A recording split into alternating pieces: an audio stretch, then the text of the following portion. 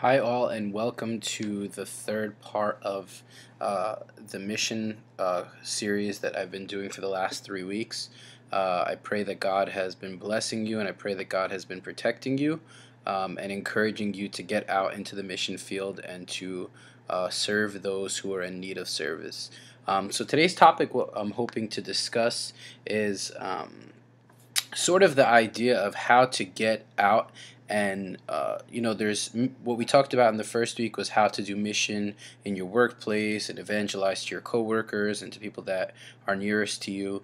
The second week we talked about how to set up a local mission trip or a weekend mission trip with youth. And today what I'm hoping to do is to sort of gear you all to how to do mission on a monthly or a frequent basis in your own city. Because the goal is, when the Lord gave the Great Commission, He said, "Go out and preach to all nations and baptize them in the name of the Father, Son, and the Holy Spirit."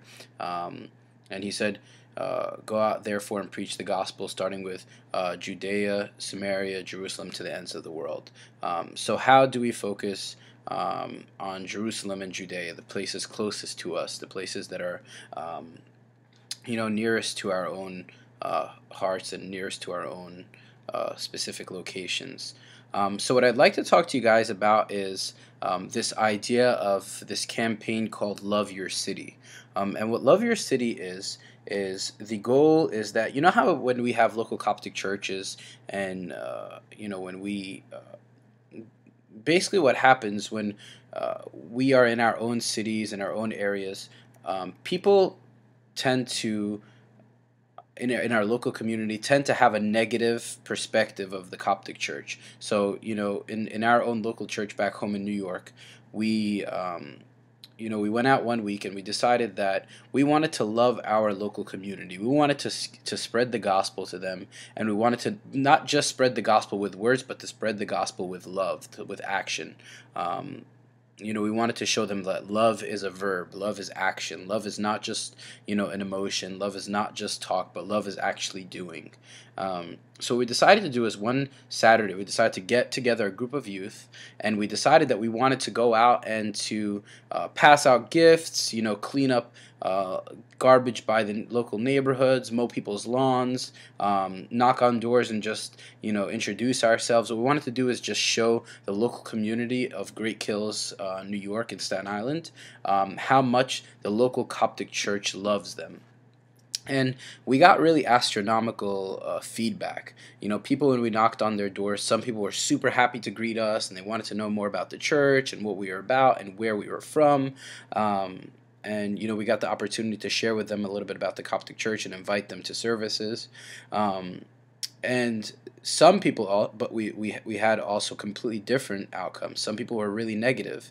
And some people said that, there's no way that you guys are a church. You guys, people throw their kids' Pampers on our lawn. People change tires and leave, their tires on our lawn. People are playing basketball in the wee hours of the night, and, it's disrespectful and inappropriate. So we got the ability to really, for those who had the negative perspective of the church, to really show them love and to apologize to them and express to them that we were sincerely apologetic. And for those that were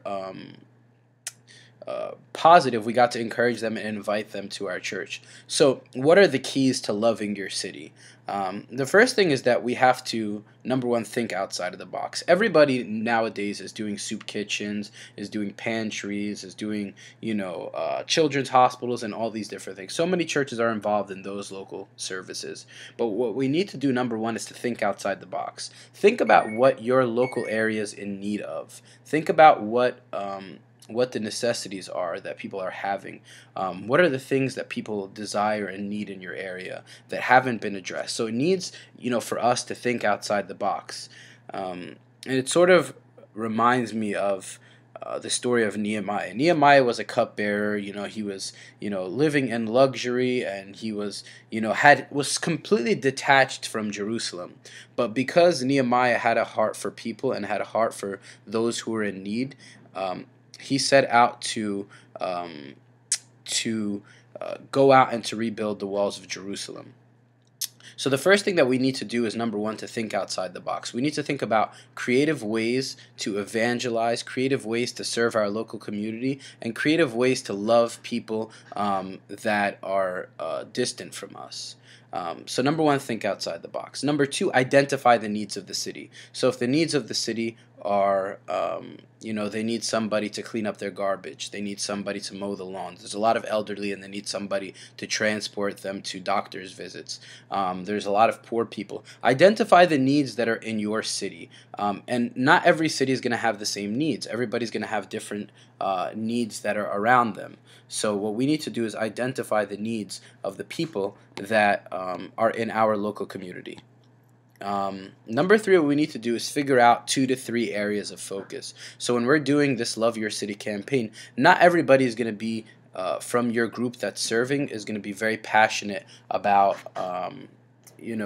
homeless ministry, or passionate about cleaning up bathrooms, or passionate about mowing the lawn. So people are going to have different passions. So what we need to do is identify the needs of the city, think outside the box, and think of 2 to 3 areas of focus. Areas where you can get different youth to be excited about serving, different youth to be eager to doing something that they specifically have a passion or desire to do so. Some in our area here, some people said that their local children's hospital had no one to visit the kids and to play video games with them. So what we did was we got a group of people to go out and to serve the local children's hospital and to play games with the kids.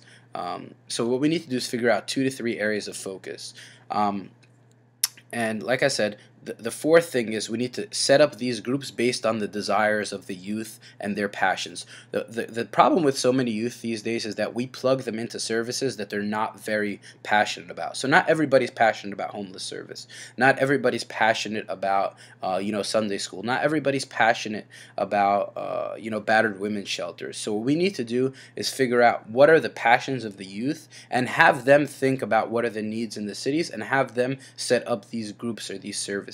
So 2 to 3 areas of focus. And the fifth thing is that we need, in order to really love our cities, we need to develop consistency. So what we're trying to do out here in our local church is to do something called Second Saturday Ministries. Is that we're hopefully every second Saturday of the month we're going out and trying to serve the local community. So what we're hoping to do is to encourage others to also get out and to serve to their local community once a month at least. And in developing that consistency, we develop relationships, we develop really an ability for people to ask questions. Why are you guys doing this so frequently? Why are you so interested in us? Why are you loving us? Why are you mowing our lawns? Why are you coming out and passing out gifts to us? And it really provides an opportunity for people to get to know us. And then from there, with getting people getting to know us, then we can invite them to some sort of service that we're having in our church that's geared towards them. What I'd encourage you guys is the last thing that we want to invite visitors to is to the liturgy. The liturgy is the highest form of liturgical worship, and what we want people to do is first get used to milk before giving them meat. So we first want to gear them towards what it is and why we do what we do. So we don't want to ever invite people to a liturgy in itself. We want to first invite them to some sort of event where we introduce them to our church, introduce them to what orthodoxy is, and then from there start to develop relationships with them, and then hopefully invite them to liturgy, and then so on and so forth. So what are the goals with this Love Your City?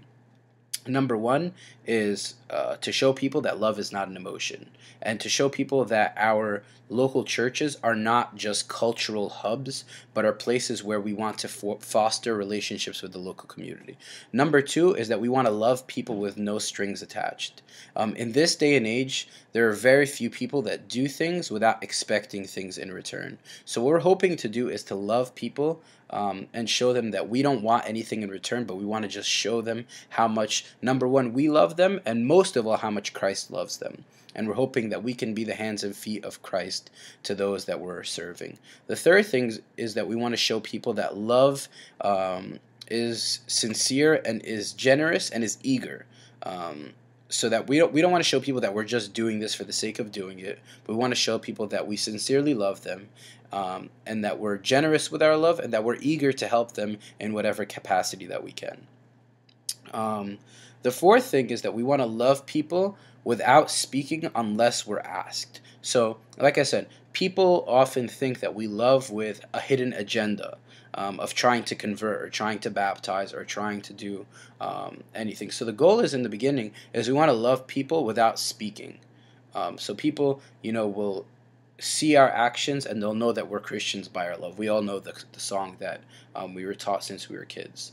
Um, so hopefully they'll know that we're Christians by our love, and they'll know that we are truly followers of Christ through the actions that we have. If they ask us and they say, hey, Chris, why are you guys cleaning up our lawns? Why are you guys doing this? Why are you guys doing that? We have the ability to then tell them that this is the reasons why we're doing this. And the reasons why we're doing this is because we believe wholeheartedly that that love is not just in words, love is not just in talk, love is action. And the thing that Christ would love us to do most is to get out there and to love our neighbors as we love ourselves. So not only are we fulfilling the Great Commission, but we're fulfilling the golden rule to love the Lord your God with all your heart, soul, mind, and strength, and to love your neighbor as you love yourself.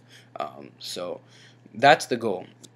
I encourage you guys to get out and to try this Love Your City campaign. But before doing so, number one, like we've been talking about, pray about it and, think and see what, the needs are of your local community.